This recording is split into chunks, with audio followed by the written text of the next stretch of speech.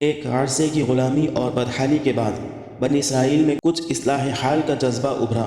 تو اللہ تعالیٰ نے بھی ان کی طرف توجہ فرمائی، ان کے مال و اولاد میں برکت دی، اور تائید الہی ان کے لیے اس شکل میں ظاہر ہوئی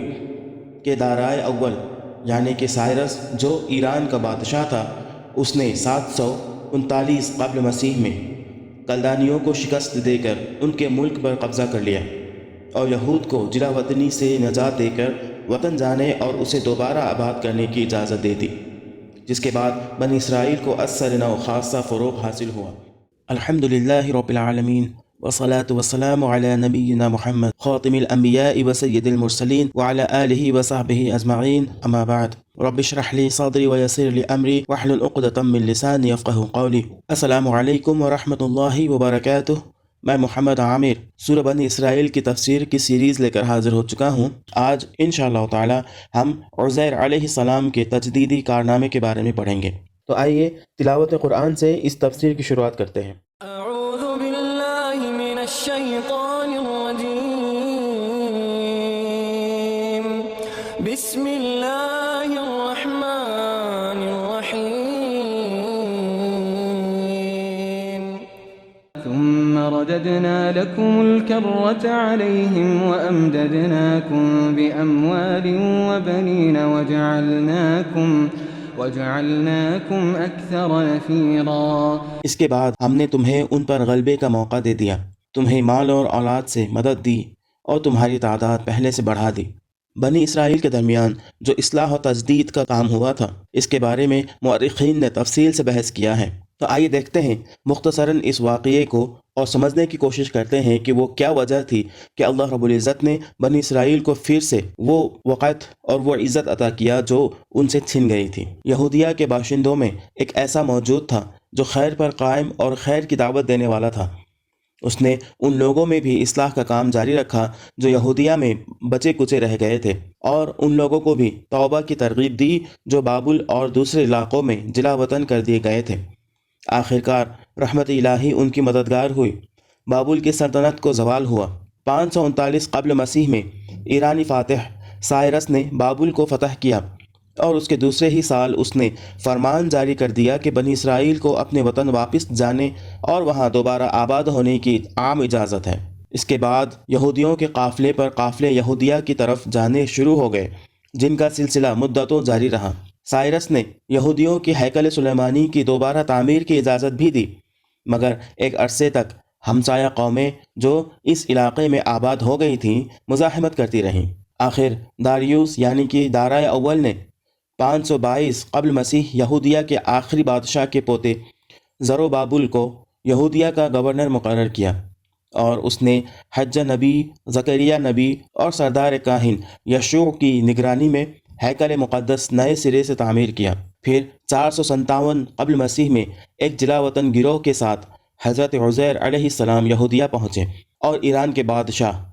ارتخششتا نے ایک فرمان کی روح سے ان کو مخاطب کیا کہ تو اپنے خدا کی اس دانش کے مطابق جو تجھ کو عنایت ہوئی حاکموں اور قاضیوں کو مقرر کر، تاکہ دریا پار کے سب لوگوں کا جو تیرے خدا کی شریعت کو جانتے ہیں انصاف کریں، اور تم اس کو جو نہ جانتا ہو سکھاؤ، اور جو کوئی تیرے خدا کی شریعت پر اور بادشاہ کے فرمان پر عمل نہ کرے اس کو بلا توقف قانونی سزا دی جائے، خواہ موت ہو یا جلا وطنی یا مال کی ضبطی یا قید۔ اس فرمان سے فائدہ اٹھا کر حضرت عزیر علیہ السلام نے موسیٰ علیہ السلام کے دین کی تجدید کا بہت بڑا کام انجام دیا۔ انہوں نے یہودی قوم کے تمام اہل خیر و صلاح کو ہر طرف سے جمع کر کے ایک مضبوط نظام قائم کیا، بائبل کی کتب خمسہ کو جن میں تورات تھی مرتب کر کے شائع کیا،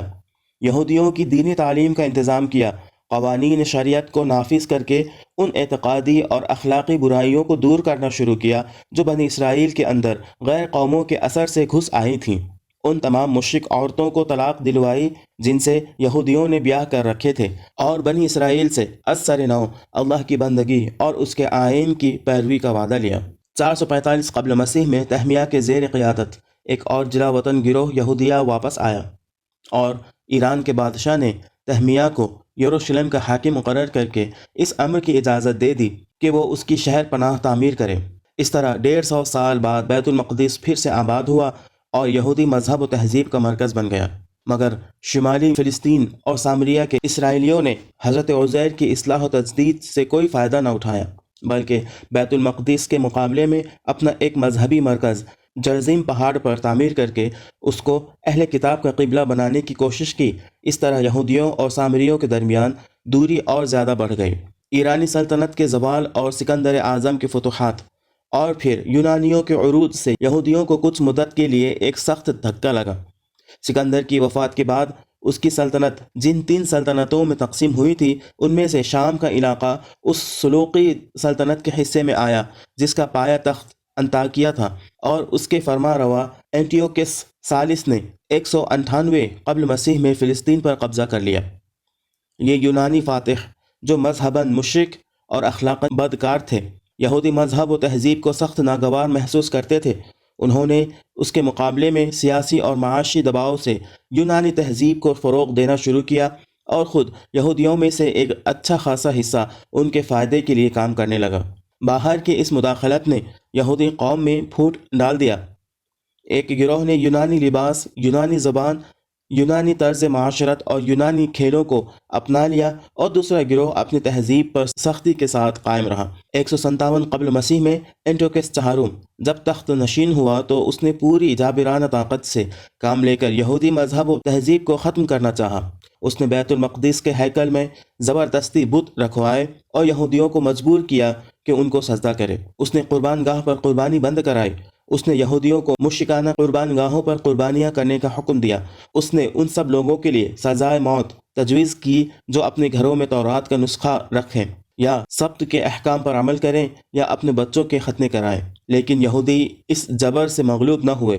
اور ان کے اندر ایک زبردست تحریک اٹھی جو تاریخ میں مکابی بغاوت کے نام سے مشہور ہے۔ اگرچہ اس کشمکش میں یونانیت زدہ یہودیوں کی ساری ہمدردیاں یونانیوں کے ساتھ تھیں، اور انہوں نے عملاً مکابی بغاوت کو کچلنے میں انطاکیہ کے ظالموں کا پورا ساتھ دیا، لیکن عام یہودیوں میں حضرت عزیر علیہ السلام کی پھونکی ہوئی روح دینداری کا اتنا زبردست اثر تھا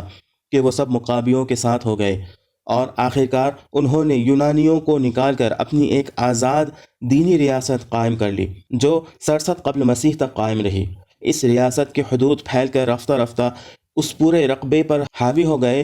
جو کبھی یہودیہ اور اسرائیل کی ریاستوں کے زیر نگین تھے، بلکہ فلسطیہ کا بھی ایک بڑا حصہ اس کے قبضے میں آ گیا جو حضرت داؤد اور حضرت سلیمان علیہ السلام کے زمانے میں بھی مسخر نہ ہوا تھا۔ قرآن میں اگرچہ یہ واقعہ درج نہیں ہے اور نہ احادیث میں ان واقعات کا ذکر ہمیں کہیں ملتا ہے، مگر مؤرخین نے بنی اسرائیل کی کتابوں سے اسے نقل کیا ہے اور اسے درج کیا ہے۔ یہ واقعات اسی طرح رونما ہوئے تھے یہ کہنا مشکل ہے۔ قرآن کی اس آیت سے مراد یہی واقعات ہیں یہ کہنا مشکل ہے، مگر اکثر مؤرخین نے انہی واقعات کو اس آیت کے ذیل میں رکھا ہے، اور اکثر تفاسیر میں بھی انہی واقعات کا ذکر اس آیت کے تحت پایا گیا ہے، اسی لیے میں نے بھی انہی واقعات کو یہاں ذکر کیا۔ آج کے لیے اتنا ہی۔ اللہ رب العزت سے دعا ہے کہ اللہ تعالی ہمیں اپنے قرآن کی آیتوں کا صحیح فہم عطا فرمائے اور اس پر عمل کرنے کی توفیق عطا فرمائے، آمین۔ وآخر دعوانا ان الحمد للہ رب العالمین۔ السلام علیکم ورحمۃ اللہ وبرکاتہ۔